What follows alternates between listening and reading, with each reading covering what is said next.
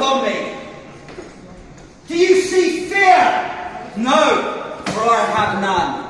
I am your captain, and have I always done what's right by you? Led you through good times and bad, through richer and poorer, yes? All right, I'll grant you. Sometimes it's been hard, you can't halt it. But haven't we also had the lion's share of plunder and loot too? Right, boys? I'm Steve Bonnet, and I charge you now, me hearties. Load the guns, sharpen your swords, and raise that black mainsail. Because tomorrow we fight, and tomorrow we will surely savour the taste of victory in our mouths. Who's with me? Oh,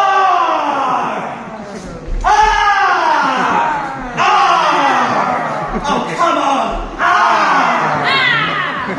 Me hearties!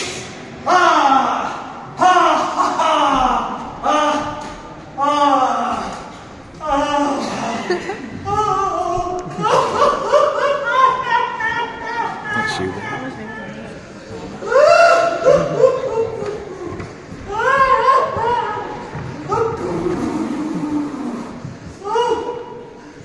I am finished. Completely and utterly finished. What, that speech? And don't worry about that. That was just for the benefit of my stupid crew. You are my trusted few. And you are all too aware of the dire situation that we find ourselves in. There are count them, two naval vessels beached but yards away. We are scuppered. The best that I can hope for now is that my stupid crew can shoot or slash their way to victory through utter ignorance. Oh, they'll hang me for this. I will swing it in the gibbets of Port Royal for what I've done. For no judge has ever spared a pirate, not least one as famous as I, the Major Steve Bonnet. I said the Major Steve Bonnet! Thank you. Has anyone actually ever heard of me, Steve Bonnet? Yes? No? Oh, well, very good. Now, I'm an aristocrat, born with a silver spoon in my mouth, father of four, heir to a vast family estate, impeccably well-dressed, that's better. And now, to swing as Captain Bonnet, the most fearsome pirate in the waters of the Caribbean. Oh, how has it come to this? Caviar and fine wine, and now facing certain death, and what's worse, being branded forevermore a pirate. If only I had paid more attention to this, my adopted profession of piracy, I would have had a plan. A plan? Yes, a plan, for that is surely what is needed now, a plan. Perhaps I should pen a journal. Therefore, if I am indeed to stand before a judge, the words therein will be testimony to my innocence. Right, I need a volunteer. You look quite piratical there. So what I'm going to ask you to do, you're going to be my Samuel Pepys. I would like you to take a clean page and record every detail of my story as I recount it. This could be the difference between life and death. Here we go. Let's begin. The year 1676.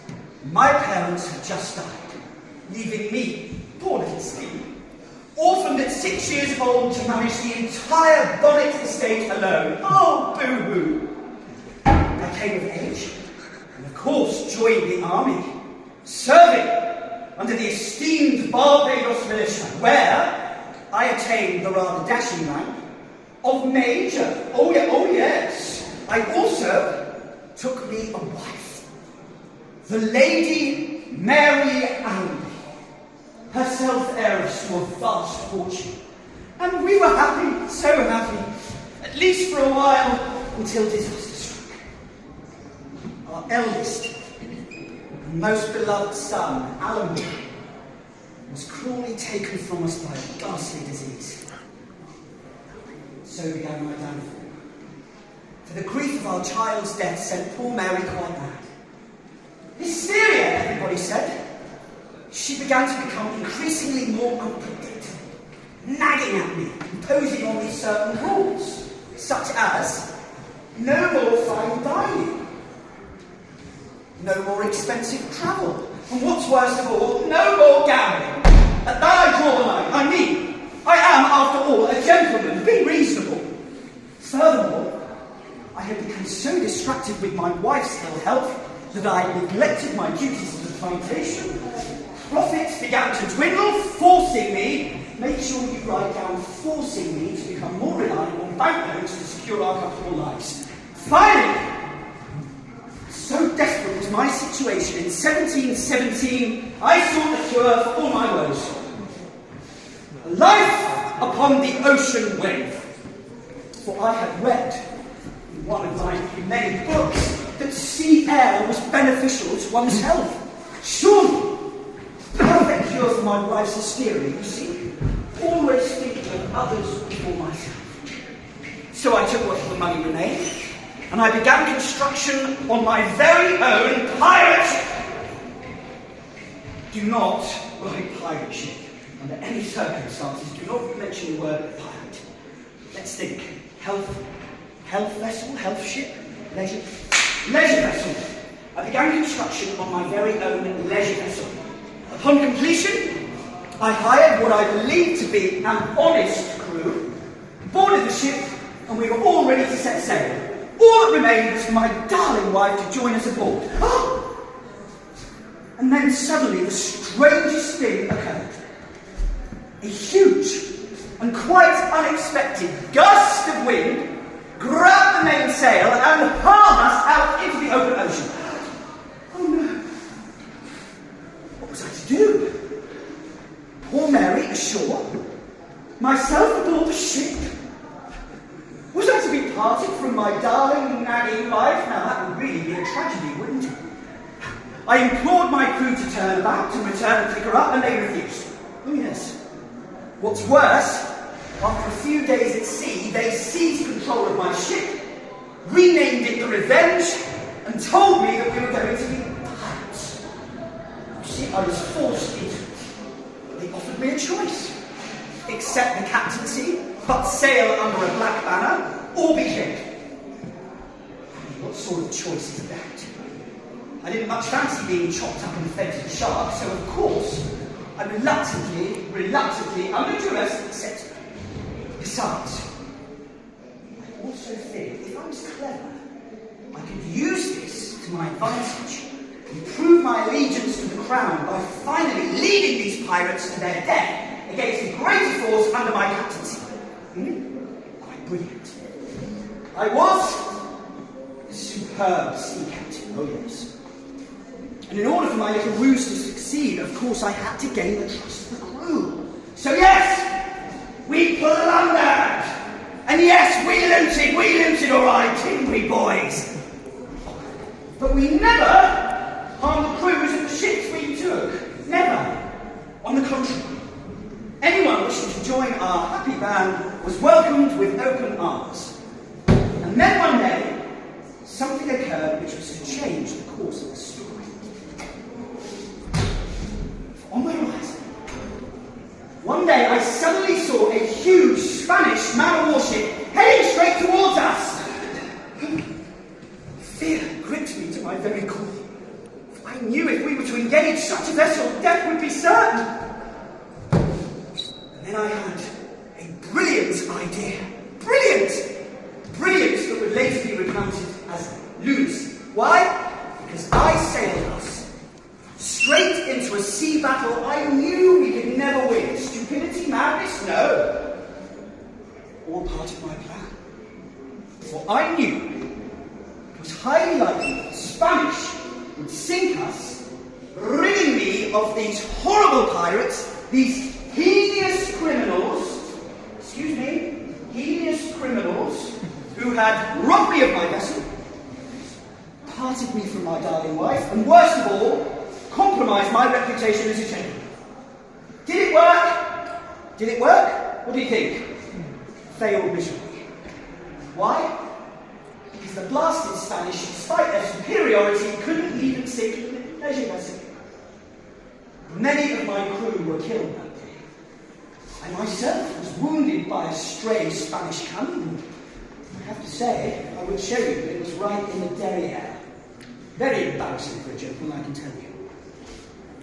Finally, I realised there was some salvation in this story, because Spanish were also killed that day. So if you think of it this way, did I not do the crown a service by killing the enemies of the nation? A most courageous act, one might say. An act that might spare a man the gallows, one might also say, yes. Just putting it out there. Finally, we arrived in Nassau. A nasty port full of pirates. I ended up in a tavern.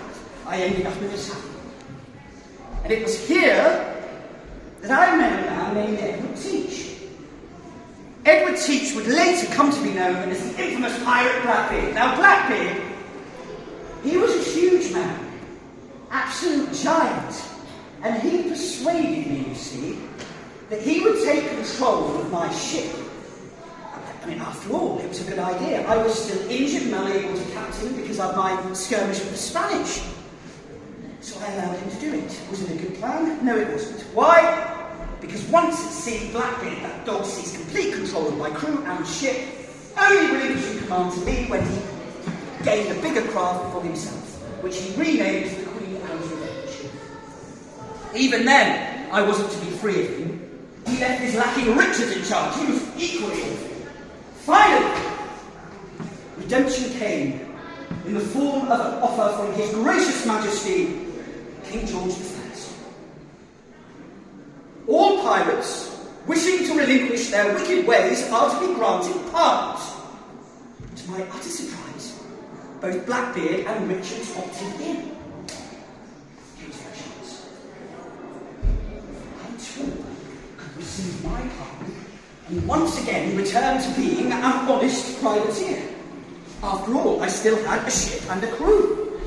So, off I went, knelt before the judge, received all 3 pardons, went back to the dock, only to find I'd been duped. Blackbeard, that dog, had one more trick up his sleeve. He departed with the whole fleet save one ship, mine, the Revenge. Abandoned, stripped bare of supplies, full of holes, and my poor crew marooned on a desert island. Revenge became my mantra. For I would hunt down Blackbeard to the ends of the earth for what he'd done to me. But I still needed a seaworthy ship. So, I called in some rather questionable favours. Don't write that down. I still knew a lot of people, and they hated Blackbeard more than me. So, we were able to repair the ship, and off we went, anchors away. Only I didn't account for the downriver. Hurricanes! The Caribbean is famous for it. We got absolutely battered by a storm and were forced to seek refuge in a secluded estuary, but we weren't the only ones. 2 huge English naval vessels followed us. Remember those ships from the beginning? Well, there they are. I soon recognised them to be under the command of Colonel Rhett, an infamous sea captain charged with hunting down pirates. Please, Colonel Rhett, it's me, Steve Bonnet. Yes, I've been pardoned. Move on. He opened fire on us. Clearly, news of my pardon was yet to reach his ears. That is where you find me here today, now, in this perilous position. For if I am to rely on my crew, we are all damned. They couldn't find their way out of a paper bag. So, that being the case, you are my only hope. For the words that you've written will be the basis of my defence. So come on, let's see what we've done. That's a good start. The year's brilliant.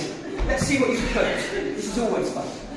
The year 1676, my parents had just died. Very good. Exact wording. Eldest woman. Failed. Many crew. This is not bad, actually. Somebody yesterday wrote that I was involved with the Mexican drug cartel. Well, shady at best. I'm not sure this is a great defence. What do we all think? Do you think I should swing as Captain Bonnet, or Or do you think my honour should be restored and I should go free as the Honourable Aristocrat Major Steve Bonner? What do we think? Go free? Yes. Hang as Captain Bonnet? No. Oh, you're on my side. I like it. Well, listen, always have a backup plan. Worst comes to the worst. Let's blow up the ship, jump overboard, swim to shore, and deny all knowledge. Ladies and gentlemen, boys and girls, thank you very much.